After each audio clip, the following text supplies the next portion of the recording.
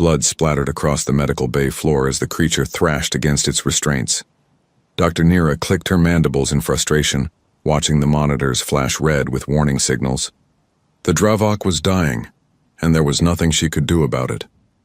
Sedation ineffective, announced one of her assistants, a small, gray-skinned Quellan who kept his distance from the containment field, heart rate increasing, internal bleeding worsening.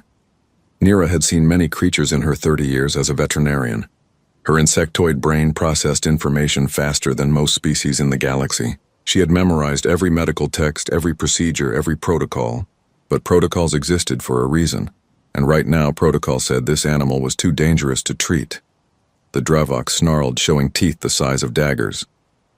Its fur, matted with blood and dirt, stood on end. 6 powerful legs scraped against the metal floor, leaving deep gouges. This was an apex predator from Dravis 4, a death world where everything evolved to kill. 3 of these creatures had mauled their handlers to death just last year. Station regulations were clear. Dangerous animals in critical pain could not be approached. Humane termination was the only option. Contact the owner, Nira ordered. Inform them of our decision. Captain Roth pushed through the crowd of medical staff, his rocky Grensic features twisted with concern. You can't kill him. He saved my entire crew. Then you should have brought him here before he reached this state, Nira replied, her voice flat and logical. His pain has made him feral. Any attempt to treat him will result in staff casualties. I will not risk my team. There has to be something. There is not. Nira turned away from the containment field. Prepare the termination sequence. Wait. A new voice cut through the chaos. Everyone turned to look at the speaker. Dr. Ben Foster stood near the back of the medical bay, arms crossed, studying the thrashing Dravok with an expression Nira could not quite identify. The human had arrived at Station Harmony only 3 days ago, transferred from some backwater veterinary clinic on Earth. Nira had read his file with skepticism. Earth animals were simple compared to the diverse creatures found across the galaxy. What could this human possibly know that she did not? You have an objection, Dr. Foster? Nira asked. Ben stepped closer to the containment field, ignoring the gasps from other staff members. Yeah, I do. That animal isn't attacking. He's protecting himself. The distinction is irrelevant. He is too dangerous. Look at his eyes. Ben pointed at the Dravok. Really look at them. Nira clicked her mandibles in annoyance but activated her optical enhancers. The Dravok's eyes were wide, pupils dilated. His breathing came in rapid pants. His body posture. He is afraid, Nira realized aloud. Terrified, Ben confirmed, and in massive pain. See how he's guarding his left side? That's where the internal bleeding is. Every time he moves, it hurts worse, so he's lashing out at anything that comes near. It's not aggression. It's a panic response. Your observation changes nothing, Nira stated. Standard sedatives do not affect Dravok metabolism. We cannot approach him safely. Then let me try without sedatives. Silence fell across the medical bay. Several staff members stared at Ben as if he had announced plans to breathe vacuum. That is suicide, Nira said flatly. Maybe. Ben walked toward the control panel for the containment field. Or maybe I know something you don't. Human arrogance will get you killed. Human experience might save his life. Ben looked directly at Nira. I've worked with aggressive animals my whole career. I grew up around wolves, bears, animals that could tear me apart. But they didn't because I learned their language. Dravoks do not have language. All animals have language, Ben interrupted. You just have to know how to listen. Nira considered this. Humans were notorious across the galaxy for their strange relationship with dangerous creatures. They kept predators as companions. They rehabilitated animals other species deemed too violent. Their veterinary practices emphasized emotional connection over logical protocol. Nira had always viewed such methods as inefficient and needlessly risky, but this Dravok was going to die anyway. What harm could come from letting the human try? If you are injured, it will not be the station's responsibility, Nira warned. Understood. Ben placed his hand on the control panel. Lower the containment field. Just the front section. Are you insane? Captain Roth grabbed Ben's shoulder. That thing will rip you apart. He might, Ben admitted. But he won't if I do this right. Trust me. Nira made a gesture to her assistant. The Quellan hesitated, then slowly lowered the front section of the containment field. The energy barrier shimmered and disappeared. Nothing stood between Ben and the Dravok now except 3 meters of space and a very bad decision. Ben took a slow breath. He crouched down, making himself smaller, less threatening. He turned his body at an angle, avoiding direct confrontation. Then he did something that made every alien in the room question his sanity. He stepped into the containment area. The Dravok's head snapped toward him. Its lips curled back, revealing those massive teeth. A low growl rumbled from deep in its chest, a sound that vibrated through the floor. Every muscle in the creature's body tensed, ready to spring. Ben stopped moving. He kept his posture low and relaxed. He did not look directly at the Dravok's eyes. Instead, he gazed at a point just past the creature's shoulder. Then he spoke, his voice so quiet that Nira had to enhance her audio receptors to hear it. "Easy, buddy. Easy now." The Dravok stopped growling. The medical bay fell absolutely silent. Even the monitoring equipment seemed to quiet down. Every eye in the room focused on the human and the predator, separated by less than 2 meters of bloody floor. Ben took another small step forward. "Nobody here wants to hurt you. I know you're scared. I know everything hurts, but I can help. I promise." The Dravok's ears, previously flat against his skull, twitched forward. His breathing slowed slightly. His eyes, still wide with fear and pain, locked onto Ben's face. "That's it," Ben murmured, taking one more careful step. "Good boy. You're doing so good." He extended his hand, palm down, fingers loose. The universal gesture of peace among Earth's predators. The Dravok sniffed the air, taking in Ben's scent. His massive head lowered slightly, no longer in full attack position. Nira's analytical mind raced. This should not be working. Every behavioral model predicted attack. Every statistical analysis showed danger. Yet the Dravok was calming. How? Ben moved closer still, now within striking distance. One swipe of those claws would disembowel him. One bite would sever his spine. But he kept his movements slow, his voice steady, his presence calm. "I know you saved those people," Ben said softly. "Captain Roth told me. You're a good boy, aren't you? A brave boy. Got hurt protecting them." The Dravok's tail, previously lashing violently, settled to the floor. His breathing matched Ben's rhythm, deep and even. When Ben finally closed the distance and placed his hand gently on the creature's massive head, no one in the medical bay dared to breathe.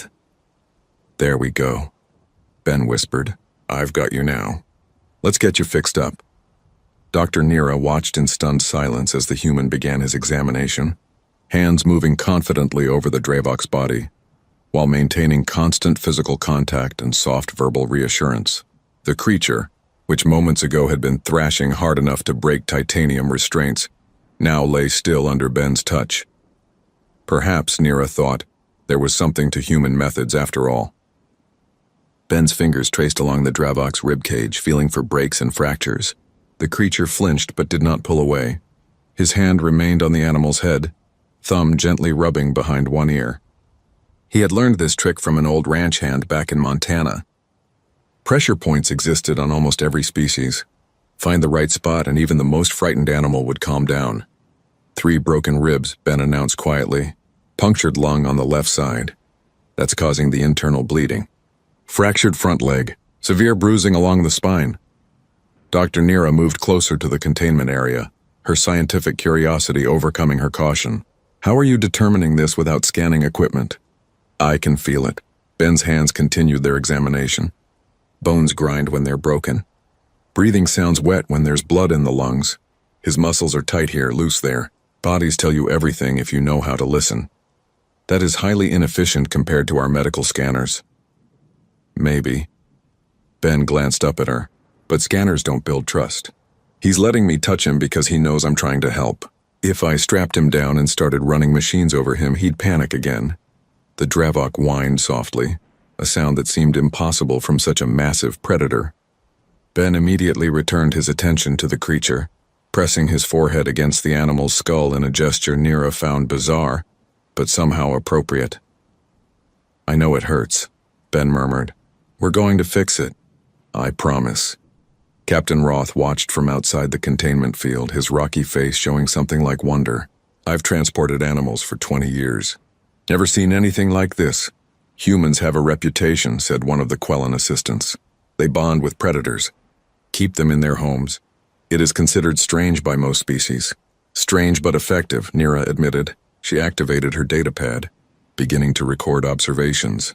This would make an excellent research paper if they all survived. Dr. Foster, what supplies do you require?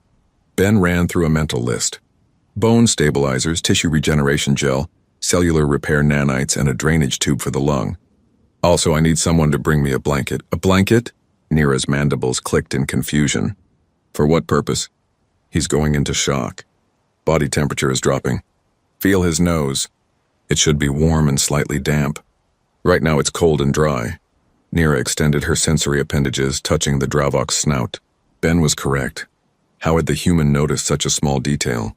Bring the requested items, Nira ordered her staff. Quickly.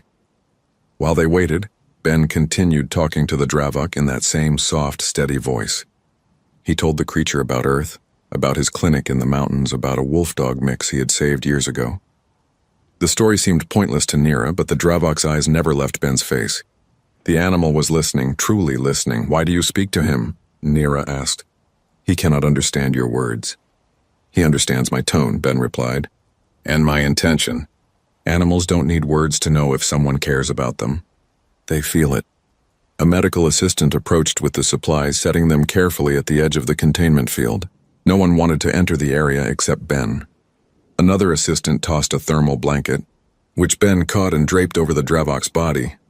Okay, buddy, this next part is going to hurt, Ben said, arranging the supplies within reach.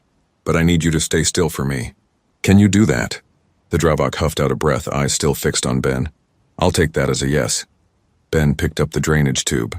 Dr. Nira, I need you to guide me. My scans won't be as precise as yours. Nira hesitated. Enter the containment field with an injured predator?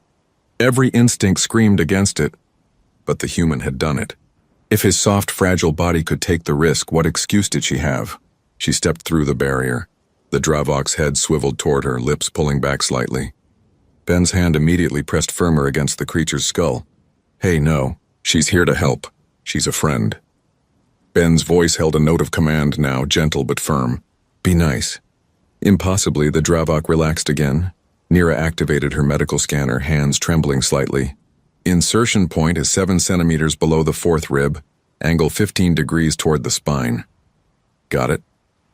Ben sterilized the area, then looked into the Dravok's eyes.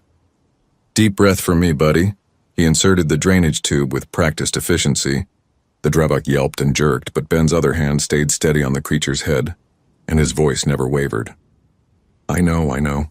Almost done. You're being so brave. Blood and fluid drained from the punctured lung. The Dravok's breathing immediately improved, becoming deeper and less labored. Remarkable, Nira whispered.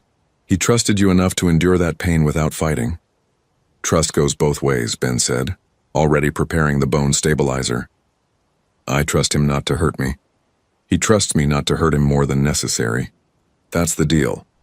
Over the next hour, Ben worked steadily on the Dravok's injuries. He set the broken leg, sealed the rib fractures with bone stabilizer, and applied tissue regeneration gel to the worst bruises. Through it all, he maintained constant physical contact with the creature. One hand always touched the Dravok's body, providing reassurance and comfort. Nira assisted, fascinated by the human's methods. He worked by feel as much as by sight, trusting his instincts in ways no Altherian ever would. He talked constantly, explaining each procedure to the Dravok as if the creature could understand medical terminology, and perhaps in some way it did. The animal remained calm, allowing treatments that should have been impossible without heavy sedation. Heart rate stabilizing, reported the Quellen assistant monitoring vitals. Blood pressure improving. Brain activity shows reduced stress markers. He's going to make it, Ben said, relief clear in his voice. He stroked the Dravok's head. You're going to be fine, buddy. The Dravok made a sound somewhere between a purr and a rumble, pressing his massive head against Ben's chest. The human laughed and wrapped both arms around the creature's neck in an embrace that should have been fatal. Captain Roth shook his head in amazement. I've never seen a Dravok act like that, ever. Because no one ever tried, Ben replied simply. Everyone sees the teeth and claws and decides they're too dangerous. But underneath all that, he's just a scared animal who needed help. Nira stored her datapad, mandibles clicking thoughtfully. Your methods are highly unconventional, Dr. Foster. But they work. Indeed they do. Nira looked at the Dravok, now resting peacefully under Ben's continued touch. I believe I have much to learn from you, human. Ben smiled. And I've got a lot to learn about alien species. Maybe we can teach each other. The Dravok's tail thumped weakly against the floor, a sign of contentment. Outside the containment field, the medical staff began to disperse, murmuring among themselves about what they had witnessed. Word would spread quickly across the station. The human veterinarian had done the impossible. He had healed the unhealable, calmed the uncalmable, and survived contact with one of the galaxy's most dangerous predators. And he had done it all by simply caring. 2 days passed before Ben allowed himself to leave the recovery bay. He had slept on the floor next to the Dravok, one hand resting on the creature's side, monitoring each breath and heartbeat. Dr. Nira had called it excessive. Ben called it necessary. Your patient is stable, Nira pointed out, reviewing the medical readouts. There is no logical reason for you to remain here. He gets stressed when I leave, Ben replied, scratching behind the Dravok's ear. The creature's tail thumped against the floor in response. Last time I went to get food, his heart rate spiked 30%. That is because he has formed an attachment to you. It is temporary. Maybe. Ben watched the Dravok's eyes track his movements. Or maybe he just knows who helped him when everyone else gave up. Nira's mandibles clicked. A gesture Ben had learned meant she was thinking hard about something. I have been studying Earth's history with predatory species. Your relationship with canines is particularly fascinating. We've lived alongside wolves for thousands of years, Ben said. Eventually, some of them became dogs, became family. Most species in the galaxy have never attempted such bonds. We domesticated food animals, creatures that posed no threat.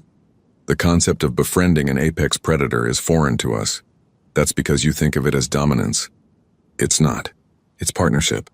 Ben looked up at her. Wolves didn't become dogs because we forced them. They chose to stay with us because we offered something they needed. Safety, food, companionship. We got the same things back. Both species benefited. And you believe this principle applies to all creatures? Every animal wants the same basic things. Food, safety, and someone who understands them. Doesn't matter if they're from Earth or the other side of the galaxy. Before Nira could respond, alarms blared throughout the medical bay. Her data pad lit up with an emergency alert. Incoming transport. Critical patient. Species Talvex. Ben stood quickly. What's a Talvex? Reptilian, cold-blooded, native to a high-gravity world. They are extremely difficult to treat due to biological incompatibilities with most medical equipment. Nira was already moving toward the emergency entrance. They are also known for aggression when injured. Sounds familiar. Ben gave the Dravok one last pat. Stay here, buddy. I'll be back. The Dravok whined but settled down on his blanket, watching Ben leave with sad eyes.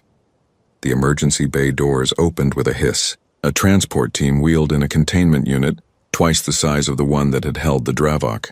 Inside, a creature that looked like a cross between a crocodile and a dragon thrashed weakly against restraints. Its scales were dull and cracked, a sign of severe dehydration. One leg hung at an unnatural angle.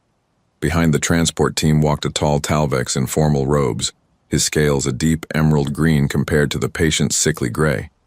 His eyes, cold and reptilian, fixed on Ben with obvious distrust. You are the human, he stated flatly. Dr. Ben Foster. Yes, I am Keeper Voss. This is Stryker. My companion. The word companion came out stiffly, as if Voss was not used to saying it. He has been ill for 6 cycles. 3 different medical facilities refused to treat him. Why? Ben approached the containment unit, studying the Talvex inside. They say his biology is incompatible with their methods. They say he is too dangerous. They say many things. Voss's voice held barely contained anger. But I heard what you did with the Dravok. My people do not believe in such bonds, but I am desperate. Stryker is dying. Ben looked at Nira. What do you know about Talvex biology? They require specific temperature ranges. Too cold and they become dormant. Too hot and their organs fail. Standard medical equipment does not account for this. Nira pulled up data on her pad. They are also believed to be solitary creatures with no social bonding instincts. Believed to be, Ben repeated. But nobody really knows for sure, do they? Our studies suggest studies can be wrong. Ben turned to Keeper Voss. Tell me about Stryker. Not medical stuff. What's he like? What does he do when he's healthy? Voss blinked, clearly surprised by the question. He hunts. He basks in the thermal pools near my home. He tolerates my presence. Just tolerates? A long pause. He brings me his kills sometimes. Leaves them at my door. I assumed it was instinct. Or he was sharing food with someone he cared about. Ben smiled slightly. Can I approach him? He will bite. He bit the last 3 veterinarians. I'll take that risk. Ben waited for Nira to open the containment field, then stepped inside. Stryker's eyes, dull with illness, tracked Ben's movement. His mouth opened slightly, showing rows of sharp teeth. A warning hiss escaped his throat. Ben crouched down, making himself smaller. Hey there, Stryker. I know you feel terrible.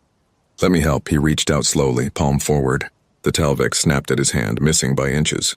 Ben didn't flinch. I get it. You're scared and sick and nothing makes sense right now. Ben kept his voice calm and steady. But I promise I'm not here to hurt you. Stryker hissed again, but weaker this time. Ben noticed the creature's breathing was shallow, labored. His scales, which should have been smooth and glossy, looked dry and brittle. Classic signs of dehydration and malnutrition. But there was something else. Something the other vets had missed. Ben placed his hand on the floor near Stryker's head. His palm, warm with human body heat, rested there. The Talvex stopped hissing. His eyes focused on Ben's hand with sudden intensity. Nira, Ben said quietly. What's the temperature in this room? Standard station temperature. 22 degrees. And what temperature does a Talvex need? 35 to 40 degrees for optimal function. So Stryker has been cold this entire time. 6 cycles of being too cold to properly digest food. Too cold to heal. Too cold to do anything but survive. Ben looked at Keeper Voss. He's not dying from injury. He's dying from being cold. Voss stepped closer to the containment field. The other facilities said temperature was irrelevant, that his symptoms indicated organ failure. Organ failure caused by temperature stress. Ben kept his hand near Stryker, letting the creature feel the warmth. Reptiles on Earth shut down when they get too cold. Everything slows down. Digestion stops. Healing stops. They just exist in a state of slow death until something warm comes along. Stryker's head moved slightly, leaning toward Ben's hand. Not threatening now, seeking. He's lonely, Ben realized aloud. Talvex are cold-blooded. They can't generate their own heat. On their homeworld, they probably huddle together for warmth. But you keep him alone, Voss, because everyone says Talvex are solitary. That is our way. Your way is killing him. Ben's voice was gentle but firm. He doesn't need medicine. He needs warmth and companionship. He needs you. Keeper Voss stood silent, his scales shifting color slightly with emotion. My people do not form attachments. Maybe it's time they did. Ben extended his other hand toward Stryker. The Talvex pressed his snout against Ben's palm, absorbing the heat. Come here, Voss, let him feel you. He's dying because he's cold and alone. You're his keeper. Keep him. Slowly, Voss entered the containment field. He knelt beside Ben, movements uncertain. He had never been this close to Stryker without barriers between them. His hand trembled as he reached out and placed it on the Talvex's head. Stryker made a sound, something between a purr and a rumble. He pressed his body against Voss, seeking the warmth of contact. He knows you, Ben said softly. He's been waiting for you to see him. Keeper Voss's eyes, usually so cold and reptilian, showed something new. Something that looked like understanding. What do I do? First, we get his temperature up. Nira, can we adjust the environmental controls in this bay? Yes, but it will be uncomfortable for warm-blooded species. I'll deal with it. Set it to 38 degrees. Then bring thermal blankets, heating pads, and warm fluids for hydration. Ben looked at Voss. And you stay with him. Talk to him. Let him know he's not alone anymore. As the room temperature began to rise and Stryker's scales slowly regained their color, Ben thought about all the creatures across the galaxy that suffered not from illness or injury, but from loneliness, from species that forgot how to connect, how to care, how to see each other as more than just animals or resources. Maybe that was humanity's real gift to the galaxy. Not superior technology or advanced medicine, just the simple understanding that every creature, no matter how strange or dangerous, deserved to be seen as someone worth saving. News traveled fast across Station Harmony. Within a week, Ben had become something of a legend. Crew members pointed him out in hallways. Other veterinarians asked questions about his methods. And most importantly, creatures that other facilities had given up on started arriving at the station. Dr. Nira found herself redesigning entire sections of the medical bay to accommodate Ben's unusual requirements. Temperature-controlled rooms for cold-blooded species, soft lighting for creatures with sensitive eyes, even a section with actual dirt and plants for animals that needed to feel ground beneath their feet instead of metal. "This is highly irregular," Nira commented, watching Ben install a water feature in one of the recovery rooms. "Station regulations require sterile environments. Some creatures need nature more than they need sterile," Ben replied, adjusting the flow of the fountain. "Besides, clean and sterile aren't the same thing. This water is filtered and purified. It just looks and sounds natural." A small bird-like creature chirped from a nearby perch, its feathers slowly growing back after severe stress-induced molting. 3 weeks ago, its owner had brought it to 5 different vets. All of them had prescribed medication. None of them had asked why the creature was stressed. Ben had spent 10 minutes with the owner and figured it out. The creature was from a forest world with constant ambient sound, wind, water, animal calls. Its owner kept it in a silent apartment. The bird was going insane from the quiet. Now it lived in a room with running water, soft nature sounds, and recorded calls from its own species. The feathers were growing back nicely. 17 successful treatments in 7 days, Nira said, checking her data pad. "Your success rate is unprecedented." "Because I'm not treating symptoms. I'm treating causes." Ben tested the water temperature with his hand. "Most vets see a sick animal and ask what's wrong with it. I ask, what does it need? The distinction seems minor. It's everything." Ben dried his hands and sat on a bench, gesturing for Nira to join him. "Look, your medical knowledge is way beyond mine. You understand alien biology in ways I never will. But you're thinking like a mechanic. Find the broken part, fix the broken part, done. And you do not? I think like a friend. What's wrong? What hurts? What are you missing? What makes you happy?" Ben smiled slightly. "Animals aren't machines. You can't just repair them. You have to understand them." Nira's mandibles clicked thoughtfully. "I have been documenting your methods. I would like to present them to the Galactic Veterinary Council." "Really? Your success rate speaks for itself. However, I foresee resistance. Many species view emotional attachment to patients as inefficient. They will argue that your methods require too much time, too many resources. They're wrong." Ben stood, checking on the bird creature. It hopped closer to him, tilting its head curiously. He offered his finger, and it stepped onto his hand without fear. "Yeah, I spend more time with each patient, but they heal faster and need less medication. That saves time and resources in the long run. I will include that data in my presentation." Nira paused. "The council meets in 3 months. I would like you to attend." "Me? I'm just a vet from Earth. You are the vet who healed a Dravok with nothing but touch and words. The vet who saved a Talvex by teaching its keeper to care. The vet who—" Nira's datapad beeped urgently. She checked it, mandibles clicking rapidly. "Emergency. Multiple casualties incoming." Ben's expression shifted instantly from relaxed to focused. "What happened?" "Colony transport ship. Engine malfunction. They evacuated, but the animals in their cargo bay were exposed to zero gravity and extreme cold for 6 hours before rescue." Nira was already moving toward the emergency bay. 53 creatures from various species, all suffering from trauma, hypothermia, and gravity sickness. 53? Ben ran alongside her. "We can't treat that many. Not fast enough." "I know." Nira's voice held frustration. "Standard protocol is triage. Save who we can. Humanely terminate the rest." "No." Ben grabbed her shoulder, stopping her. "There has to be another way." "There is not enough time." "Then we make time." An idea formed in Ben's mind. Crazy, but possible. "The survivors have keepers, right? Owners who care about them?" "Yes, but they are not trained. Neither was Keeper Voss, and look at Stryker now." Ben's eyes lit up with excitement. "We train them. Right now. Quick and simple. Teach them what to look for, what to do, how to comfort their own animals while we handle the critical cases." Nira stared at him. "That is insane. They have no medical knowledge. They don't need medical knowledge. They need to know how to be present, how to be calm, how to let their animals know they're safe." Ben was already heading toward the docking bay. "Trust me, Nira. Please." For a long moment, Nira stood still, her analytical mind running through scenarios and probabilities. Every logical calculation said this plan would fail.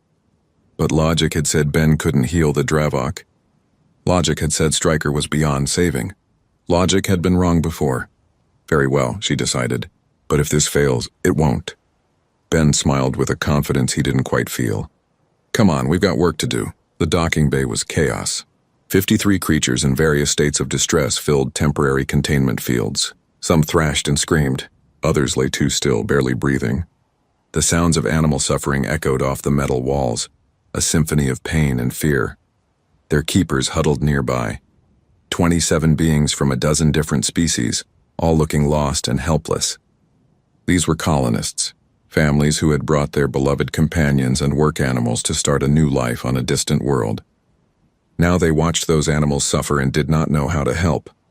Ben climbed onto a cargo crate, making himself visible to the crowd.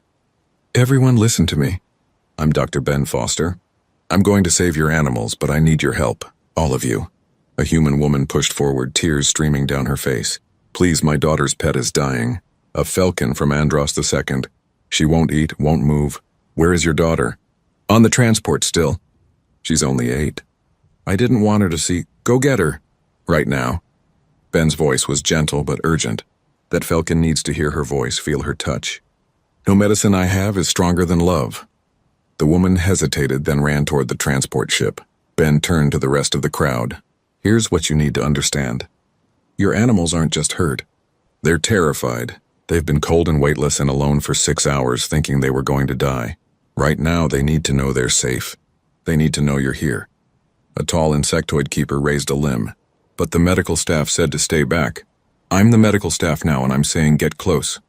I'm saying be there for them. Ben pointed at Dr. Nira. Dr. Nira and I will handle the critical injuries, but there are 53 patients and 2 of us. We can't be everywhere at once, so you're going to be our partners. He spent the next 10 minutes teaching them the basics, how to read body language, how to speak in calming tones, how to recognize signs of shock versus signs of pain, how to simply be present without hovering anxiously. The lessons were simple, stripped down to essential principles that any species could understand. Remember, Ben concluded, you don't need to be doctors. You just need to be what every scared animal needs most, someone who cares.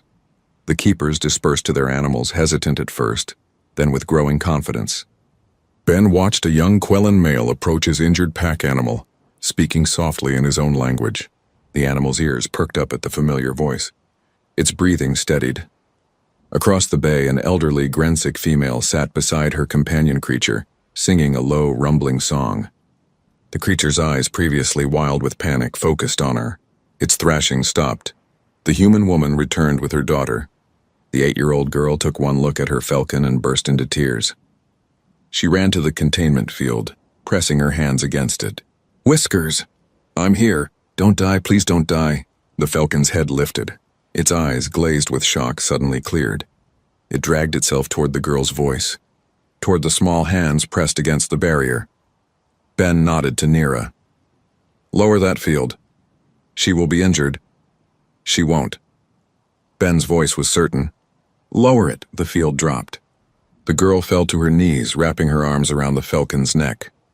The creature, which had been dying moments before, purred and pressed close to her. Its body temperature began to rise. Its breathing deepened. All across the bay, similar scenes played out. Animals responding to familiar voices, bodies relaxing under gentle touch, fear being replaced by trust.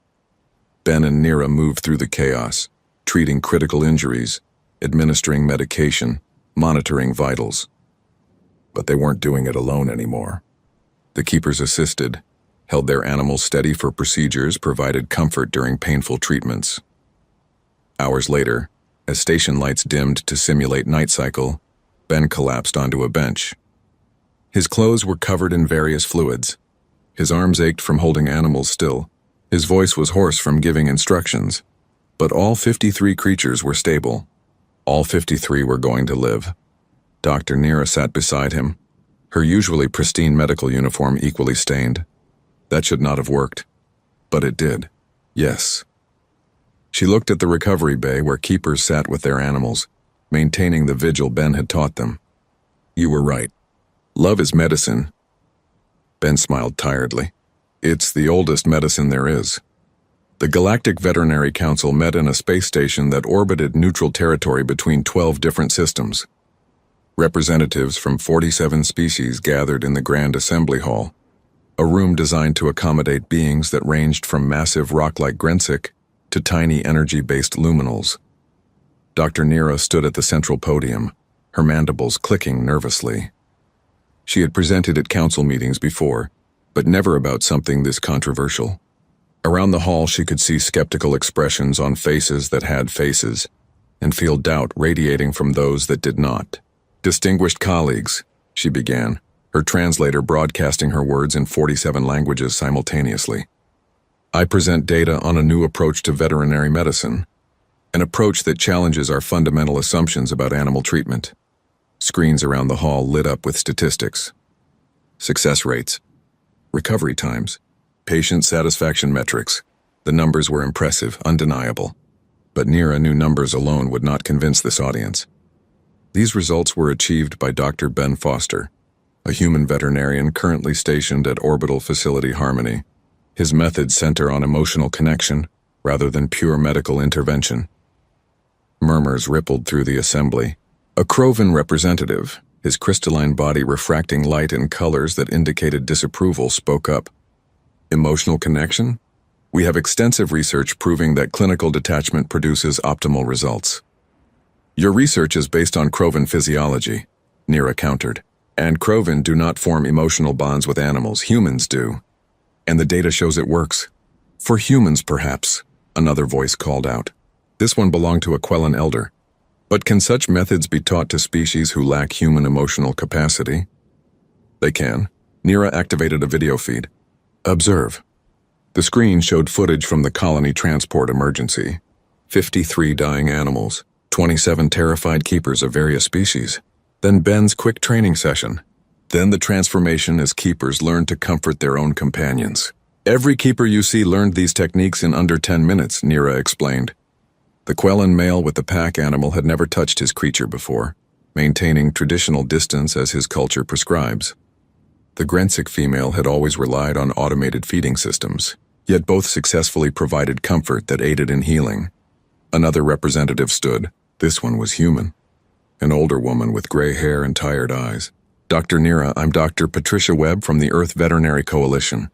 While I appreciate your enthusiasm for my colleagues' methods, I must point out that human techniques are controversial, even among humans. Many of us believe in maintaining professional boundaries. And how successful are those boundaries? Ben's voice carried across the hall. Every head turned. Ben stood at the back of the assembly, still wearing his stained work uniform because he had come directly from a surgery. Beside him, walking on a leash like it was the most natural thing in the world, was the Dravok. Security immediately reached for their weapons. Alerts flashed. A massive predator in the council chambers was a violation of every safety protocol. Stand down, ordered the council chair, an ancient being whose species Nira could not identify. Let the human speak. Ben walked down the center aisle, the Dravok moving calmly at his side. Every representative leaned away as they passed.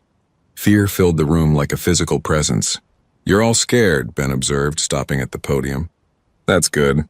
Healthy fear keeps you safe, but fear without understanding is just prejudice. He gestured to the Dravok. This is Duke. 3 weeks ago, he was dying. Dr. Nira wanted to euthanize him because he was too dangerous to treat. And she was right to think that way. Your protocols, your training, your entire medical philosophy is built on logical risk assessment. Duke was a risk. Better to eliminate him than endanger staff. Ben placed his hand on Duke's massive head.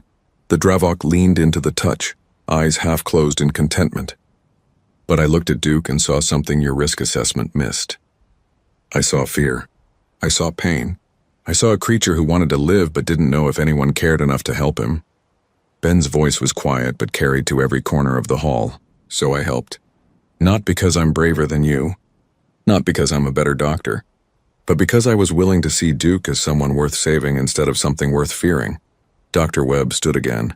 That's beautiful sentiment, Dr. Foster. But sentiment doesn't change the fact that you could have died. That creature could have killed you. He could have, Ben agreed. But he didn't, and do you know why? Because I gave him a reason not to. I showed him that not everything in the universe wanted to hurt him. I proved that trust was possible. You cannot build galactic medical policy on trust, a Krovan representative argued. We require protocols, procedures, measurable standards. Then measure this. Ben pulled up his data pad, projecting statistics onto the main screens. Since arriving at Station Harmony, I've treated 237 patients. 0 staff injuries, 0 patient deaths. Average recovery time 40% faster than galactic standard.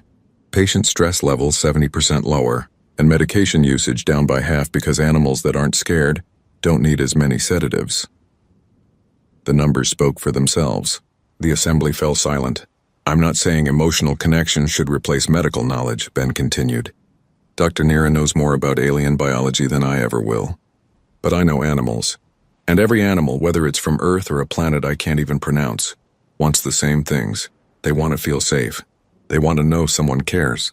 They want to be treated like individuals instead of problems to solve. A small voice spoke up. How do you teach this? Everyone turned. The speaker was a young Altherian, barely adult by their species standards.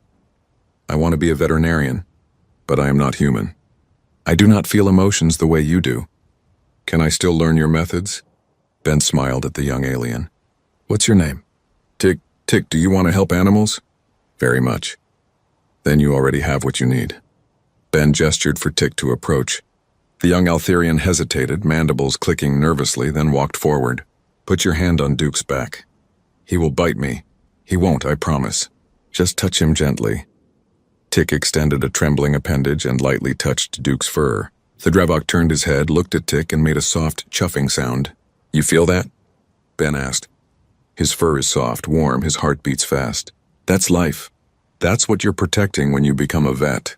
Not just biological function or physical health. Life. Individual, precious, irreplaceable life. Ben looked at the assembly. Every species here can learn that. You don't need human emotions. You just need to care enough to try.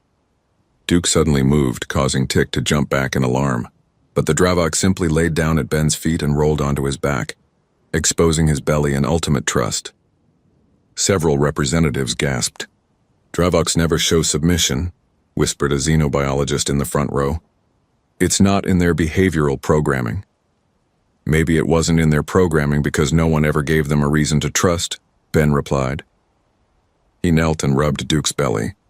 The massive predator's tail thumped against the floor, and he made sounds that could only be described as happy. The council chair spoke, its voice ancient and thoughtful. Dr. Foster, Dr. Nira, your proposal is highly irregular. However, the results cannot be dismissed. I move that we establish a pilot program. 10 stations across the galaxy will implement these emotional connection techniques. We will monitor results for 1 standard year. I second the motion, said Dr. Webb, standing. As much as it pains me to admit when I'm wrong, those numbers don't lie. Maybe it's time we remembered why we became veterinarians in the first place. Votes were cast. The motion passed with a significant majority. As the assembly dispersed, representatives approached Ben with questions. How could they adapt his methods to their species? What training would be required? Could he visit their stations to teach? Tick waited until the crowd thinned, then approached Ben again. Dr. Foster? Thank you for showing me, Duke. I think I understand now. Understand what? Why you do this work. It is not about being the best doctor. It is about being the doctor that every animal deserves. Ben smiled and placed a hand on Tick's shoulder. You're going to be a great vet, Tick. Duke stood and shook himself, then looked at Ben expectantly. Ben laughed. Yeah, buddy. Let's go home. As they left the assembly hall, Nira walked beside them. You realize what you have started? This will change everything. Good, Ben said simply. It's about time. Behind them, the Galactic Veterinary Council continued its session, but the tone had shifted. For the first time in centuries, they were talking not just about protocols and procedures, but about connection and care, about seeing animals as individuals worthy of love, not just patients requiring treatment. A revolution had begun, started by one human who understood that the best medicine wasn't found in drugs or technology. It was found in the simple act of looking at a frightened creature and saying, "Easy, buddy. I've got you." 1 year passed. Station Harmony had transformed from a standard veterinary facility into something unprecedented in galactic history. The modifications were visible from the moment ships docked. Where there had been cold metal and sterile lights, now there were gardens and water features.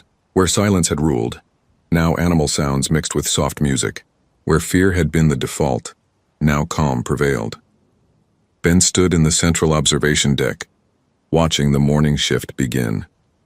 Dr. Nira worked with a young Grensic who struggled to understand why touch mattered for a species that communicated through rock vibrations. Tick, now a certified veterinary assistant, demonstrated breathing techniques to a nervous Quellan intern. Keeper Voss had become a volunteer, teaching other Talvex keepers about the importance of warmth and companionship. Duke lay at Ben's feet, no longer wearing a leash because he no longer needed one. The Dravok had become Station Harmony's unofficial mascot and therapy animal. When a scared creature arrived, Duke would approach slowly and lie down nearby. Animals sensed his calm and grew calm themselves. Even the most aggressive patients settled in Duke's presence. "Dr. Foster?" A voice interrupted his thoughts. Ben turned to see Captain Roth, the Grensic who had first brought Duke to the station. "Captain." "Good to see you. I have news from the Galactic Council. The pilot program results are in." Ben's heart raced. The 10 stations that had implemented his methods would determine if emotional connection became standard practice or remained an experiment. Roth held up his data pad. "All 10 stations report success rates above 85%. Staff injury rates dropped by 60%. Animal stress markers decreased across all species. Recovery times improved by an average of 37%. Medication costs cut nearly in half." The captain paused. "Dr. Foster, you changed everything."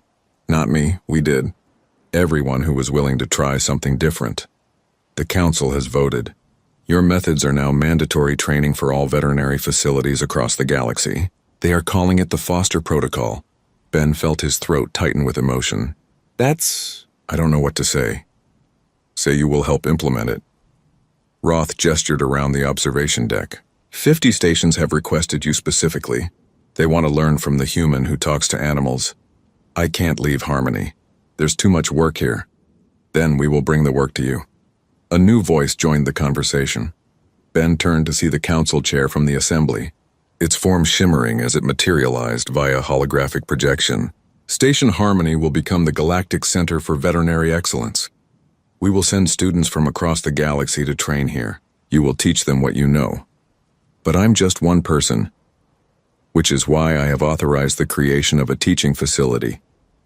The chair gestured, and blueprints appeared on the observation windows. "An entire new section of the station, dedicated to training. We are also recruiting 50 human veterinarians from Earth to assist with instruction." Ben stared at the plans. Classrooms, practice facilities, recovery bays designed around emotional connection rather than pure efficiency. It was everything he had dreamed about but never thought possible. "There is more," the chair continued. "A ship arrived this morning. Cargo of considerable importance. What cargo? See for yourself." Ben made his way to the docking bay, Duke padding beside him. When the bay doors opened, his breath caught. Inside were crates upon crates of animals. But not just any animals. These were creatures from the Lyrian Conservation Fleet, the last breeding populations of 17 endangered species. A Lyrian official approached, her blue skin marked with concern. "Dr. Foster, we have a crisis. These species are endangered because they cannot breed in captivity. Stress levels too high. Traditional facilities have failed. But we heard what you did with the colony transport animals. We need that miracle again." Ben walked among the crates, creatures huddled in corners, eyes wide with fear. Some were aggressive, lashing out at the barriers. Others were catatonic, having given up hope. These animals had been moved from facility to facility, poked and prodded, studied and measured. They had been treated as specimens, not individuals. "How long until breeding season ends?" Ben asked. 6 weeks. "If they do not mate by then, we lose another year. Several species do not have another year." Ben looked at Duke. The Dravok met his eyes and seemed to understand. "Nira, Tick, I need you here. Captain Roth, can you contact all the keepers from the colony transport and get me Keeper Voss?" Within an hour, they had assembled a team. Not just veterinarians, but keepers who had learned Ben's methods. Colonists who had saved their own animals. Volunteers who wanted to help. Here's what we're going to do, Ben explained to the assembled group. We're going to give these animals what they need most. Not medicine, not perfect conditions. Family. They worked in shifts around the clock. Each endangered creature was given a dedicated keeper, who stayed with them constantly, spoke to them, touched them, learned their individual needs and preferences. The Larian officials protested that this was not scientific, not measurable, not proper procedure. Ben ignored them and kept working. Duke became central to the effort. The Dravok would visit each animal daily, demonstrating calm and trust. Animals that had been too stressed to eat would accept food in Duke's presence. Creatures that had been aggressive would settle down when the Dravok laid nearby. He is teaching them, Nira observed one day, watching Duke interact with a fearful herbivore, teaching them that this place is safe. Animals learn from each other, Ben replied. If Duke trusts us, they know they can too. Week by week, the transformation occurred. Stress levels dropped. Appetites returned. Animals began engaging with their keepers, showing personality and preference. They stopped seeing themselves as prisoners and started seeing themselves as protected. When breeding season arrived, the Larian officials watched their monitors in disbelief. 14 of the 17 species successfully mated. The 3 that did not were not stressed or afraid. They simply were not compatible with their available partners. Natural selection, not trauma. This is impossible, whispered the Larian chief scientist. Decades of failure and you achieve success in 6 weeks? It's not impossible, Ben said, watching a pair of rare Kelvin birds perform their mating dance. You just had to ask them what they needed instead of telling them what they should want. 9 months later, Station Harmony celebrated the birth of the first generation of these endangered species born in captivity in over 50 years. The babies thrived because their parents thrived. The cycle of life continued because someone had cared enough to see these animals as living beings worthy of love, not just data points in a conservation database. Ben held a tiny Kelvin chick in his palm, so small and fragile. Its parents watched from a nearby perch, unafraid because they knew Ben meant no harm. The chick chirped softly. Easy, buddy, Ben whispered. Welcome to the galaxy. Dr. Nira approached, her mandibles clicking in what Ben had learned was the Altherian expression of deep satisfaction. The training facility opens next month. We have 300 applicants from 40 species. 300? Ben looked up in surprise. Your revolution is spreading, Ben. Across the galaxy, veterinarians are remembering why they chose this profession. Not for the science, though science matters. Not for the prestige, though recognition is pleasant. They chose it because they wanted to help creatures who cannot help themselves. Tick joined them, now wearing the official badge of a certified veterinary technician. Dr. Foster, there is a communication for you. From Earth. Ben handed the chick back to its parents and activated his datapad. His sister's face appeared, smiling with pride. Ben, I heard the news. They're teaching your methods in every veterinary school on Earth now. You did it. You changed the whole galaxy. Not just me, Ben protested. It took everyone, don't be modest. You started this. You looked at a dying animal and decided that fear would not stop you from trying. That's courage. That's what humanity should be known for. After the call ended, Ben stood quietly, thinking about the past year. He thought about Duke saved from euthanasia and now saving others. About Stryker no longer alone and cold. About 53 colony animals who had lived because their keepers learned to care. About endangered species breeding for the first time in decades. About 300 students coming to learn that medicine was more than procedures and protocols. Duke nudged Ben's hand, demanding attention. Ben smiled and scratched behind the Dravok's ears. You started this too, buddy, by trusting a strange human who didn't know when to quit. Night cycle approached, dimming the station lights to simulate planetary darkness. The medical bays grew quiet as animals settled for sleep. Keepers sat beside their patients, maintaining the vigil that Ben had taught them. In every room, across every ward, creatures rested peacefully because they knew someone cared. Ben made his final rounds, checking on patients, speaking softly to each one. Some were exotic creatures from distant worlds.